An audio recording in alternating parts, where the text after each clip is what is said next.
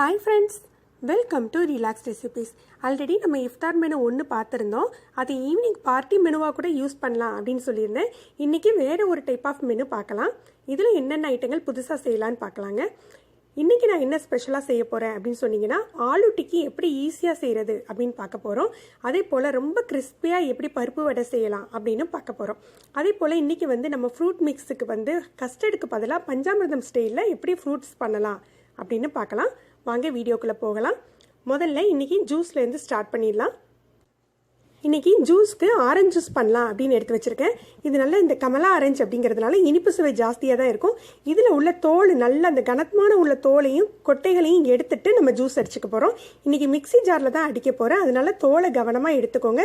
கொட்டை எதுவும் கலந்துட்டு அப்படின்னு சொன்னீங்கன்னா உங்களுக்கு கசப்பு கொடுத்துரும். அதனால் அந்த லேசான தோல் கலந்தால் பரவாயில்ல. அந்த கனமாக இருக்கிற தோலையும் கொட்டையும் மறக்காமல் எடுத்துடுங்க.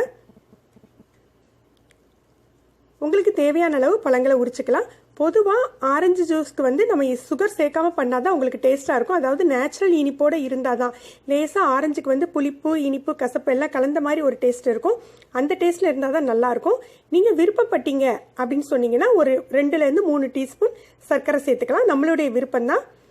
இதை அப்படியே ஜூஸ் எடுத்து ஃபில்டர் பண்ணி எடுத்து வச்சுக்கலாம். நம்ம கொட்டையெல்லாம் எடுத்துகிட்டு கொட்டையும் தோலையும் எடுத்ததுனால மிக்சி ஜார்லேயே டேரெக்டாக போட்டு அரைச்சிக்கலாம். கொஞ்சமாக தண்ணி சேர்த்து அரைச்சி எடுத்துக்கோங்க. இந்த மாதிரி நம்ம ஃபில்டர் பண்ணி முன்னாலேயே ஃப்ரிட்ஜில் தூக்கி வச்சிட்டிங்கன்னா நம்ம பார்ட்டி டைமில் எடுத்துக்கலாம் வெளியில். இப்போ நம்மளுடைய ஆரஞ்சு ஜூஸ் தயாராகிடுச்சு. நெக்ஸ்ட்டு நான் இன்றைக்கி சொல்லியிருந்தேன் உங்களுக்கு ஃப்ரூட் மிக்ஸ் பஞ்சாமிர்தம் ஸ்டைலில் பண்ண போகிறேன்னு.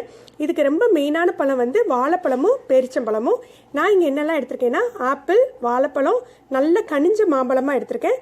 அதே போல் கிரேப்ஸ், இது நீளமான கிரேப்ஸ் அப்படிங்கிறதுனால துண்டு துண்டாக வெட்டியிருக்கேன். கொஞ்சமாக பேரிச்சம்பழம் சேர்த்துக்கிறேன். இதெல்லாம் முதல்ல கலந்து விட்டுக்கணும். கலந்து விட்டுட்டு ஒரு டேபிள் ஸ்பூன்லேருந்து 2 டேபிள் ஸ்பூன் நாட்டு சர்க்கரை சேர்த்துக்கோங்க. இதுக்கு சர்க்கரை எதுவும் சேர்க்கக்கூடாது. நாட்டு சர்க்கரையும் தேனும் தான் இதுக்கு டேஸ்ட் கொடுக்கும்.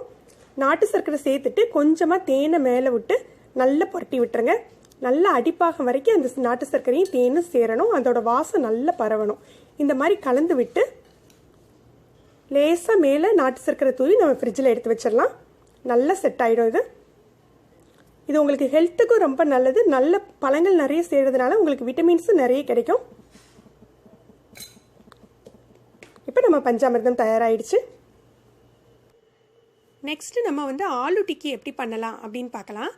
இதுக்காக நான் ஒரு 2 பெரிய உருளைக்கிழங்காக எடுத்திருக்கேன். நீங்கள் சின்னதாக இருந்தால் ஒரு 4 உருளைக்கிழங்கு இல்லது உங்களுக்கு தேவைக்கு தகுந்தாப்பில் எடுத்துக்கோங்க.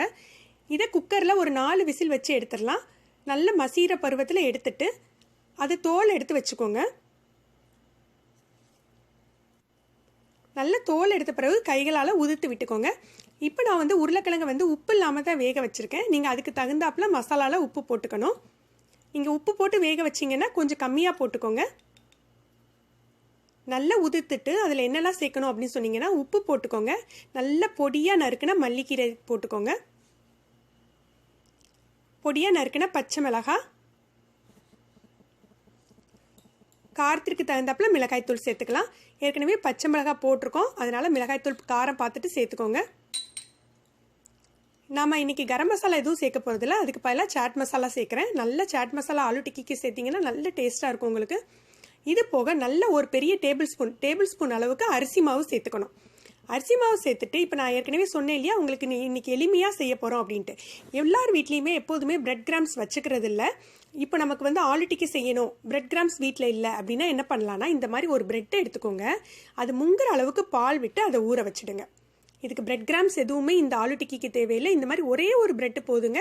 இது முங்குற அளவு பாலில் நல்லா ஊற வச்சுக்கோங்க. ஓரங்களெல்லாம் கட் பண்ணணும்னு அவசியம் இல்லை. நல்ல பாலை உரியட்டும். அது இந்த மாதிரி உரிச்ச பின்னால் அந்த பிரெட்டை கையில் எடுத்துக்கோங்க. கையில் எடுத்துட்டு அதில் உள்ள எக்ஸஸாக இருக்கும் இல்லையா பால், அதை மட்டும் லைட்டாக பிழிஞ்சு விட்டுருங்க. ஃபுல்லாக பிழிஞ்சு எடுக்க வேண்டாம். எக்ஸஸாக இருக்க பால் வர்ற மாதிரி லைட்டாக பிழிஞ்சிட்டு இந்த பிரெட்டை அந்த ஆலு மசாலா இருக்கு இல்லையா அதோட சேர்த்து நம்ம பிசைஞ்சிக்க போகிறோம். இந்த மெத்தடில் நம்ம பிரெட் கிராம்ஸ் எதுவுமே சேர்க்க போகிறதில்ல. இந்த மாதிரி 2 பிரெட்டை தான் சேர்த்துருக்கோம். சேர்த்து நல்லா இந்த மாதிரி பிசைஞ்சு வச்சுக்கோங்க. நல்ல உப்பு காரம் செக் பண்ணிக்கோங்க. இதில் நம்ம கட்லெட் ஸ்டைலில் உங்களுக்கு மைதாலாம் தடவ வேண்டியதில் எதுவுமே பண்ண வேண்டாம். இந்த மாதிரி உருட்டிட்டு கையில் லேசாக எண்ணெய் தடவி உருட்டிக்கோங்க. உங்களுக்கு தேவையான அளவு சைஸ் எடுத்து நல்லா உருட்டிக்கோங்க. உருட்டி நல்லா வட்டமாக ஷேப் பண்ணிக்கலாம். உங்களுக்கு இந்த மெத்தட் ரொம்ப சிம்பிளாக இருக்கும். பிரெட் கிராம்ஸ் தேக்க வேண்டியதில்லை, மைதாலேயோ முட்டையிலையோ டிப் பண்ணி கட்லெட் மாதிரி ஃப்ரை பண்ண வேண்டியதில்லை, எதுவுமே வேண்டாங்க. இந்த மாதிரி கைகளில் எண்ணெய் தடவி உருட்டி நல்லா ரவுண்ட் ரவுண்டாக ஷேப் பண்ணி எடுத்து வச்சுக்கோங்க.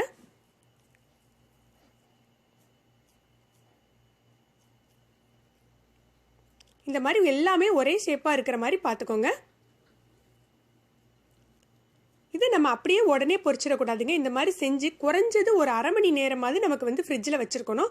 நீங்கள் வந்து மறுநாள் செய்ய போகிறதா இருந்தால் ஃப்ரீசரில் வச்சுட்டு கூட மறுநாள் எடுத்து செஞ்சுக்கலாம், கெட்டு போகாது உங்களுக்கு.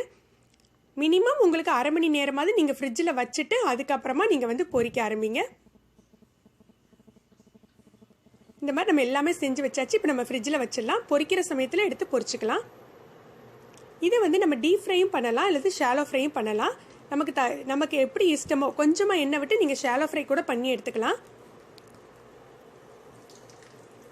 எண்ணெய் சூடானாக்கில் நல்ல சூடான பிறகு மிதமான தீயில வச்சுக்கோங்க. வச்சு இதை போட்டு 2 பக்கமும் நல்ல பொன் முறுவலாக வர்ற மாதிரி பொரிச்சு எடுத்துக்கலாம். எப்போதுமே ஆலு டிக்கியோ வடையோ எது செய்கிறதா இருந்தாலும் வழக்கமாக நீங்கள் பொரிக்கிற எண்ணெய் சட்டிலேயே பொரிங்க. அப்படின்னா தான் உங்களுக்கு ஒட்டாமல் நல்லா வரும். பொதுவாக ஸ்டெயின்லெஸ் ஸ்டீல்னால் கொஞ்சம் ஒட்டும், அதை பார்த்துக்கோங்க. நீங்கள் ஒரு பக்கம் நல்லா பொரிஞ்சாக்கில் இன்னொரு பக்கம் திருப்பி போட்டு வேக வச்சிடலாம். திரும்ப திரும்ப 2-3 தடவை திருப்பி போட வேண்டியது இல்லைங்க. இப்போ பாருங்கள், ஒரு பக்கம் நல்லா ஃப்ரை ஆயிடுச்சு. அதை நான் திருப்பி போட்டு காட்டுறேன், எப்படி இருக்குன்னு பாருங்கள்.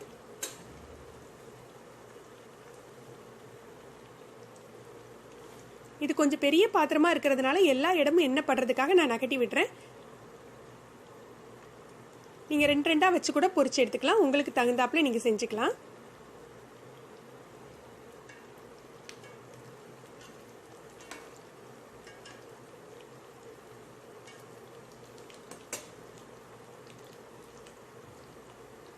தீ ரொம்பவும் மிதமாக வைக்காதீங்க. ரொம்ப லோ ஃப்ளேமில் இருந்ததுன்னா உங்களுக்கு வந்து ஆலு டிக்கி உடஞ்சிடும். அதனால மீடியம் ஃப்ளேம்லேயே வச்சுக்கோங்க. மீடியம் ஃப்ளேமில் வச்சு பொரிச்சாதான் உங்களுக்கு நல்லாயிருக்கும் கிறிஸ்பியாக. இப்போ நம்ம ஒவ்வொன்றா திருப்பி போட்டுடலாம். பாருங்கள் எப்படி நல்லா ரெட்டாக வந்திருக்கு. நம்ம இதில் எந்த பிரெட் கிராம்ஸ் எதுவுமே சேர்க்கலை. இந்த மாதிரி மீதம் உள்ளதையும் நம்ம பொரிச்சு எடுத்துடலாம்.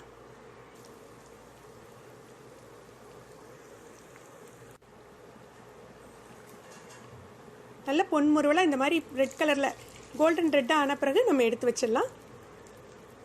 இது நீங்கள் முன்னமே செஞ்சு வச்சுட்டு நம்ம இஃப்தார் டைம்லையோ பார்ட்டி டைம்லையோ நம்ம பொரிச்சு எடுத்துக்கலாம்.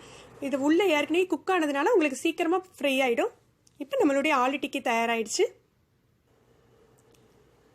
நம்ம இப்போ பருப்பு வடைக்காக கடலைப்பருப்பு 1 கப் எடுத்து நல்லா 3 மணி நேரம் ஊற வச்சுருக்கேன். இந்த பாருங்கள், இந்த மாதிரி ஊறி இருக்குது.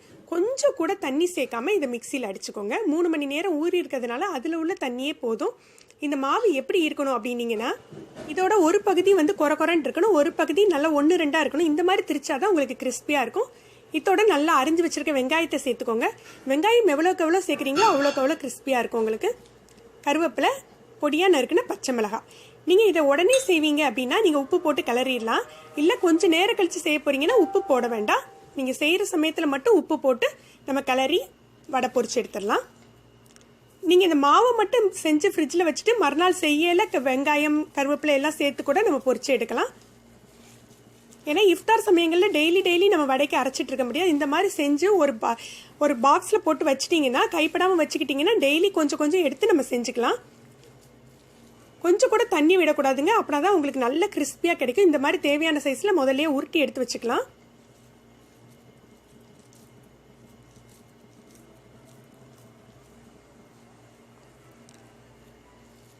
மொத்தமாக நீங்கள் உருட்டி எடுத்துக்கிட்டிங்கன்னா உங்களுக்கு வந்து பொரிக்கிறதுக்கு சுலபமாக இருக்கும். இப்போ நம்ம எண்ணெயை காய வச்சிடலாம். எண்ணெய் சூடான பிறகு மிதமான தீயில வச்சுட்டு நம்ம வடைகளை தட்டி போட்டுடலாம். இந்த மாதிரி உள்ளங்கையில் வச்சு அழுத்தி போட்டாலே போதும், நமக்கு நல்லா பொரிஞ்சிரும்.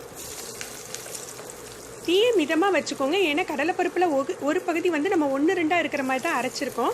நீங்கள் ஹை ஃப்ளேமில் வச்சிட்டிங்கன்னா வெளியில் மட்டும் முறுக்கிடும், உள்ள மாவு அப்படியே இருந்துடும். அதனால் மிதமான தீயில வச்சு நம்ம பொரிச்சு எடுத்துடலாம்.